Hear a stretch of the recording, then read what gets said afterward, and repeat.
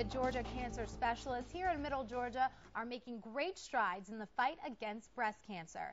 A new Smart Bomb drug is the latest clinical trial that doctors are hoping will be FDA approved within a year.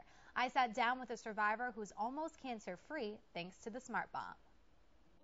When Diane Atkins was diagnosed with breast cancer in 2000, she said she had two choices. She could have a positive attitude or a negative one. I bet you can guess which one she chose. Think about the drugs going in and like the old little Pac-Man going and eating the cancer cells. So I always think about the little Pac-Man, except I color them pink. After undergoing a mastectomy, radiation, stem cell replacements, and chemotherapy, Atkins lived cancer-free until 2009. At that point, I just felt like, well, it's all over. At that point in her life, Atkins was just moving to Middle Georgia. That's when she met Dr. Cheryl Jones, an oncologist with the Georgia Cancer Specialists here in Macon. Jones told her about a clinical trial that was in its second phase. It's called a Smart Bomb.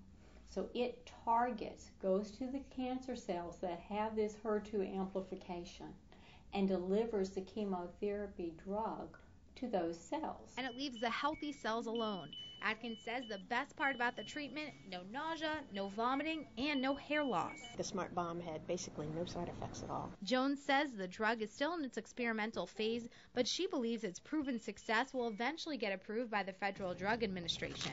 Overall survival, we know at 2 years, almost 2/3 of the women are alive that were on this trial. And Atkins is one of them. She says she still has a small lesion, but it's shrinking and she's nearly cancer-free. You know, there's always a 50-50 chance. But Atkins is betting on the future, and she's excited to see how the next chapter of her life will unfold.